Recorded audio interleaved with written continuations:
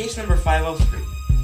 Jeremy Chandler has asked me to investigate his partner, Ace Douglas, whom he suspects of embezzling $90,000 from their investment firm. After interviewing several clients of the investment firm and careful study of financial records, I can say that Ace Douglas is a prime suspect at this point. Hey!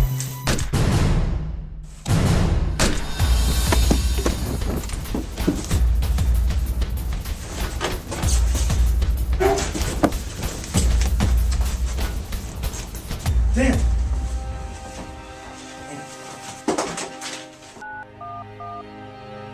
My partner's been shot at 300 Brook Street. We need an ambulance here now.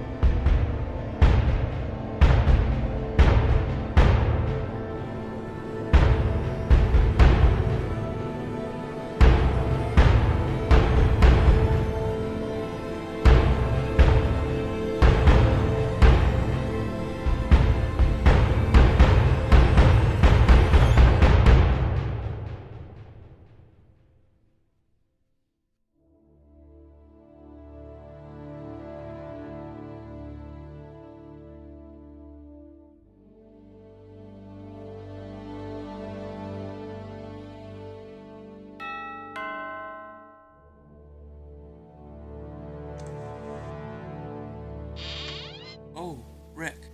Hey Dan, how's it going? Same. Why don't you come on in? Are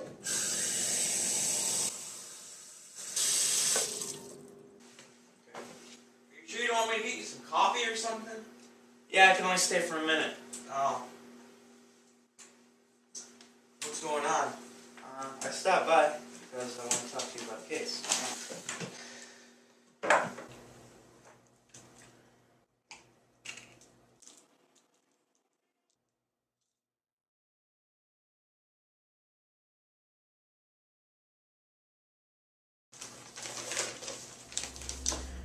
Jeremy Chandler, dead? Yeah, he died 2 weeks ago. It's been ruled a suicide, but his cousin thinks otherwise. And he suspects Douglas, right?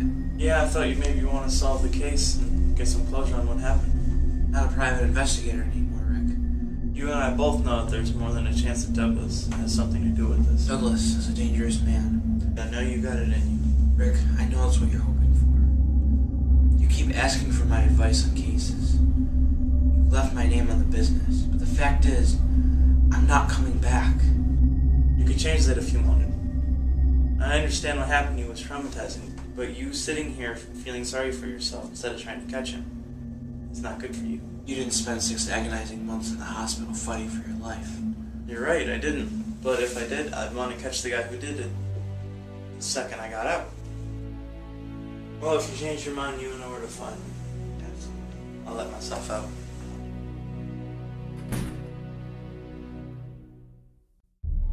So he was found dead lying here?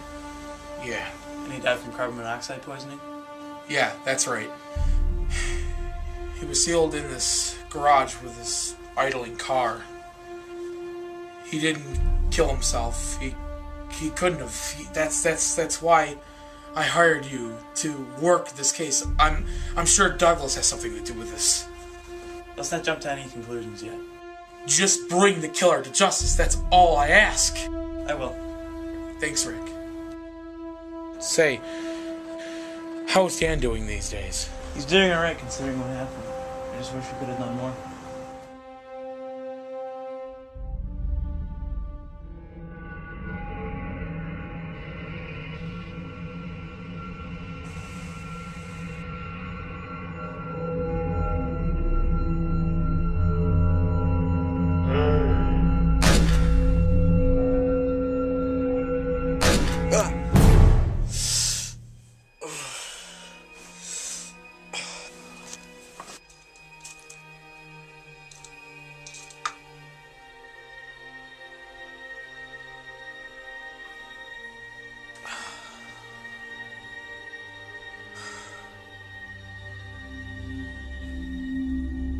talked to Jeremy's cousin, and he said that Jeremy moved on with his life and the suicide seemed too suspicious. Rick, that doesn't necessarily prove anything. You and I both know that when people are suicidal, they often go to great lengths to mask the pain. Dan, come on. You need to stay out of this. You know how dangerous Douglas is.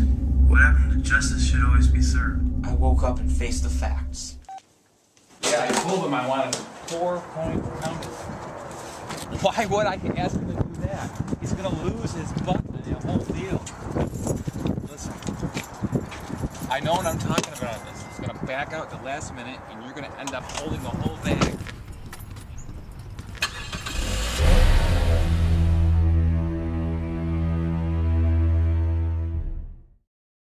What are you doing on this planet?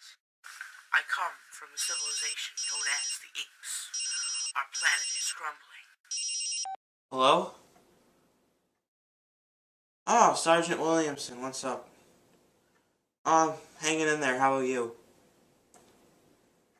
Oh, the Ed Moran case. Yeah. That's going back a couple of years. It's in my files upstairs. Do you think I could call you back in like 10 minutes after I find it? Alright, great, thank you. Bye.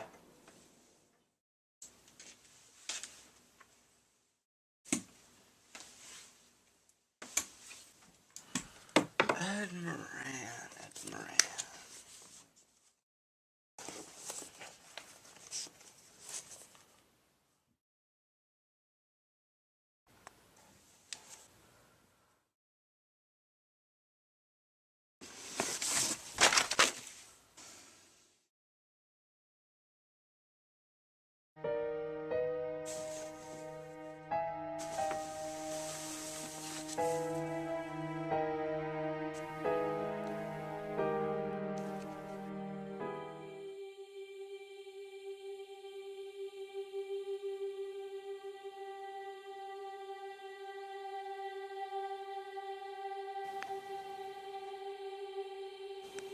Case number 503. Jeremy Chandler has asked me to investigate his partner, Ace Douglas, whom he suspects of embezzling $90,000 from their investment firm.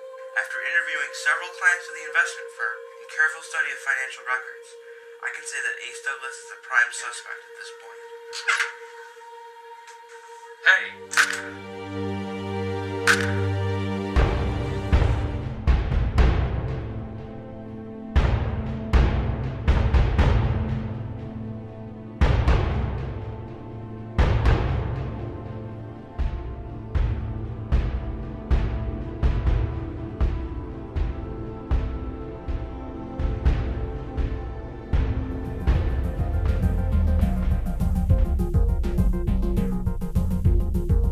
Financial records. I can say that Ace Douglas is a prime suspect at this point.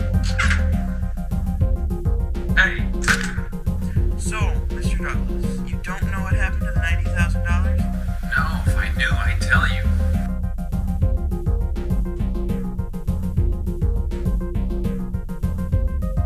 Voice match identical.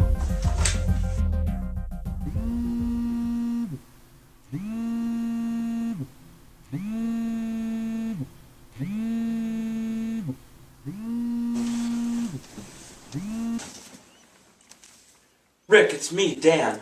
Dan, what are you doing in the office this late? I came across a recording of the day I was shot. I analyzed it against the interview we conducted with Douglas last year. Guess what? It was a match. That's right. Alright, I'll be right over there.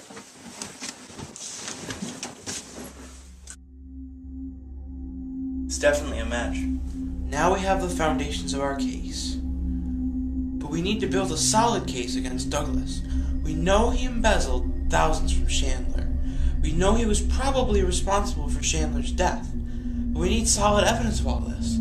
We need to prove his involvement. That's more like it. I'm working with you on this case because Ace is a particularly dangerous man who needs to be taken off the streets. It's not my big comeback or anything. You might change your mind once you get back into the swing of things. Let me see your case files.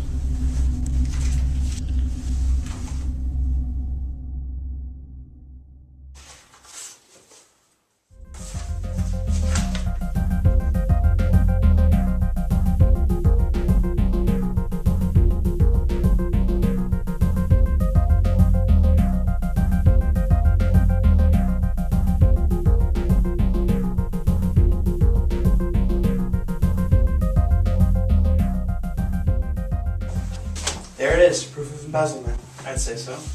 He was supposed to be pulling in $200,000 a year, but last year he only pulled in $110,000.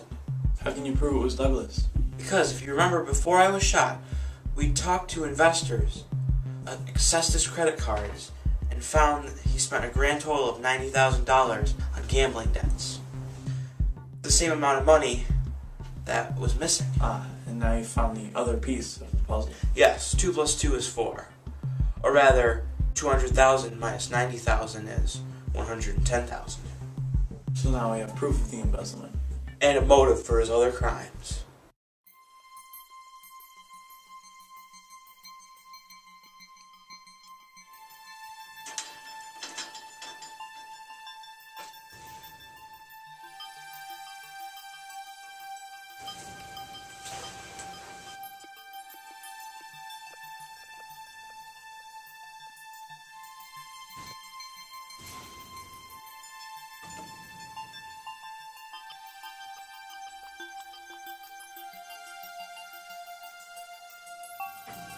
So what exactly are we looking for? Remember, there is an ongoing investigation. I'll bet you anything Douglas was sending him threats. Like this?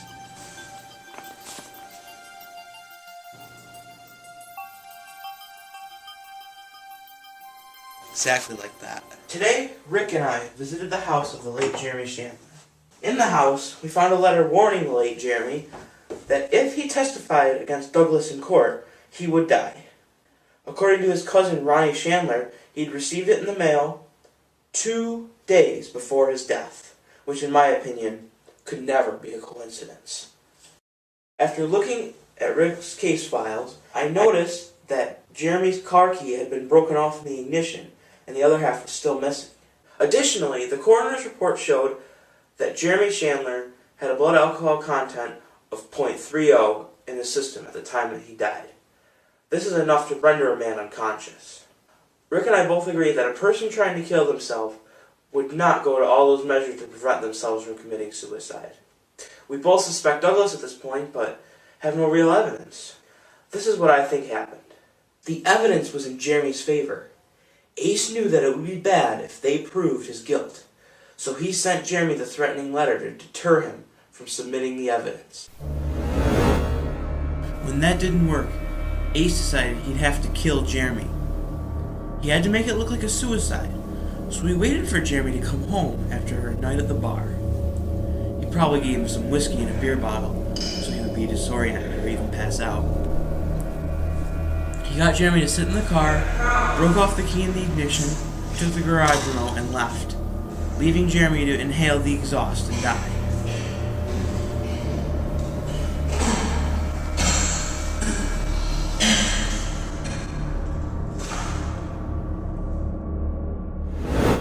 Unfortunately, we have no real evidence to prove my theory. Luckily, there are other ways to find the evidence we need.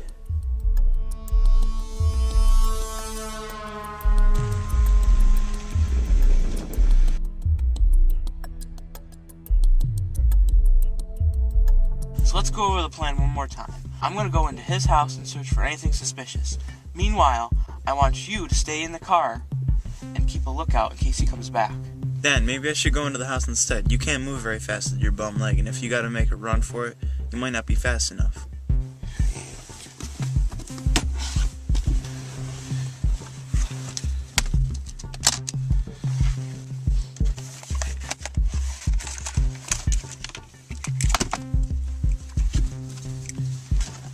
In case of trouble,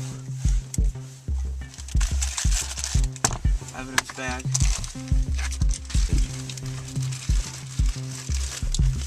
So, Rick, how are you gonna get in? You got a paperclip?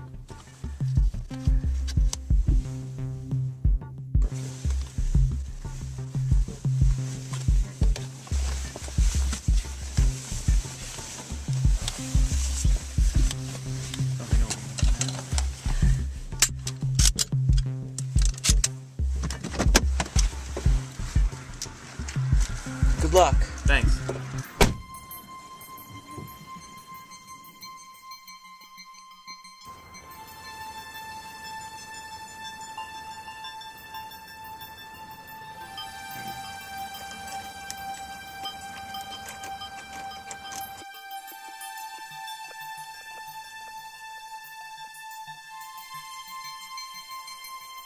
I'm in. Okay, good.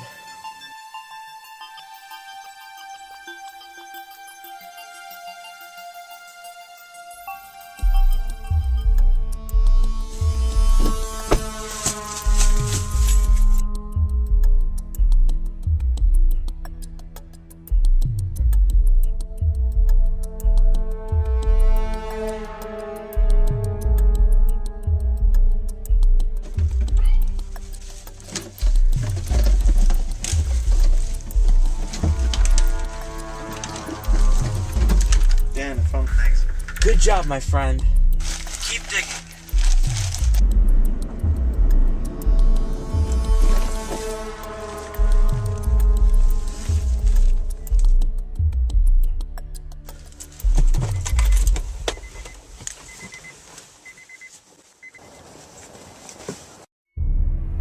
Rick, get out of there quickly. He's on his way. Damn it.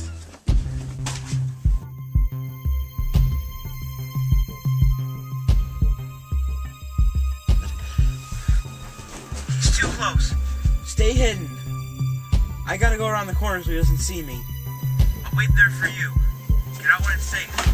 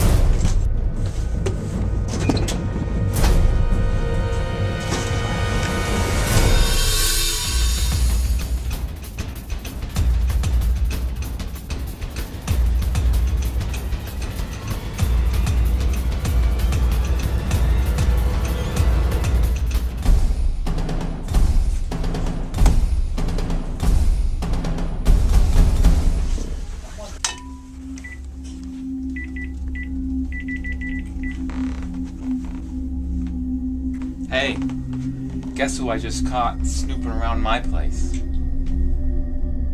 Dan Bradley and his little partner. Yeah? Well, what should I do? Yes, I will. So, you found this magazine and this key in that house. That's right. Great work. I'll bring the key down to Angela. Should I go with you? No, stay here and see if you could match the letters cut out of the magazine to the threatening letter. Okay, good luck. Alright, I'll get back to you.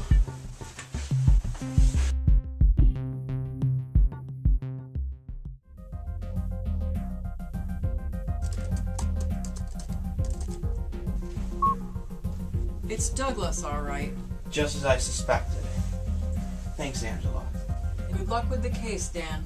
It's good to see you back. Thanks.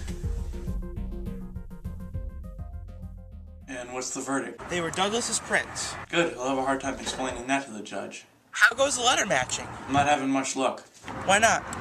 The letters don't match at all, and the ones that do aren't in the right typeface. That's odd. Wait, I think I know why the letters in the magazine don't match. Someone planted the evidence in his house. Of course. You solved the case, didn't you? Yes, I'll tell you when I get back.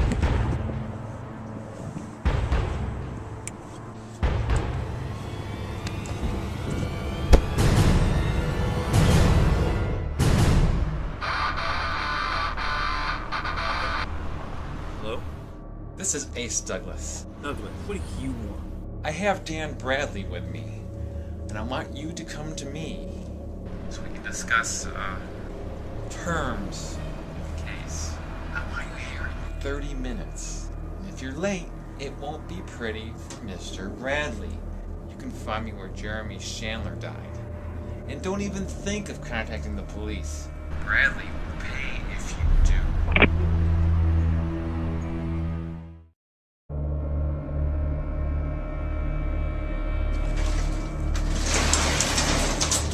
Come on in, Rick. Close the door, please.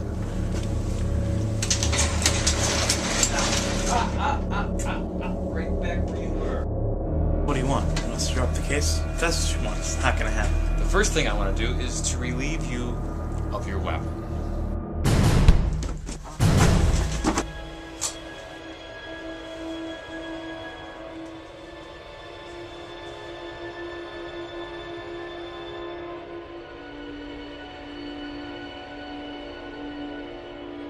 Let the law take care of him.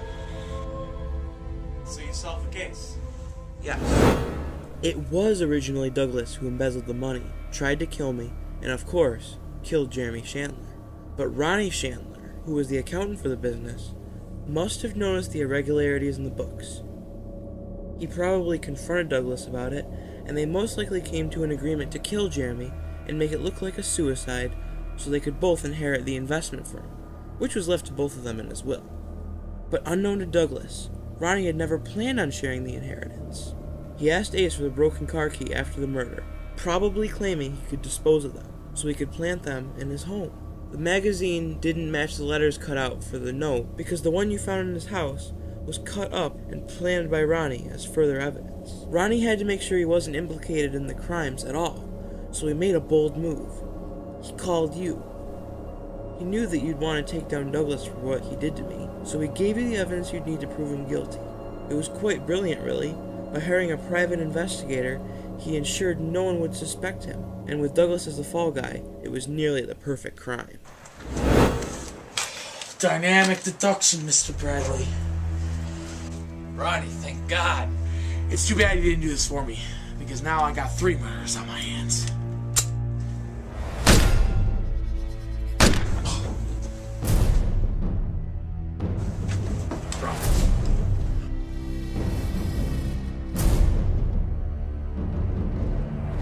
By the time they find your bodies, I'm gonna have the bank accounts all cleaned out and out of the country.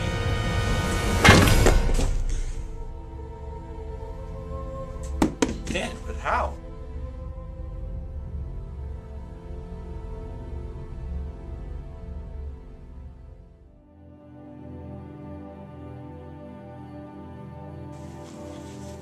I thought I'd be better prepared than last time. Well, you certainly did that. Okay, we'll be right there. Got us the case.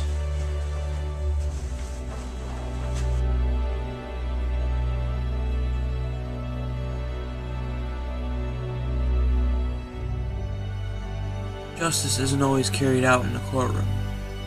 Sometimes, fate is the judge.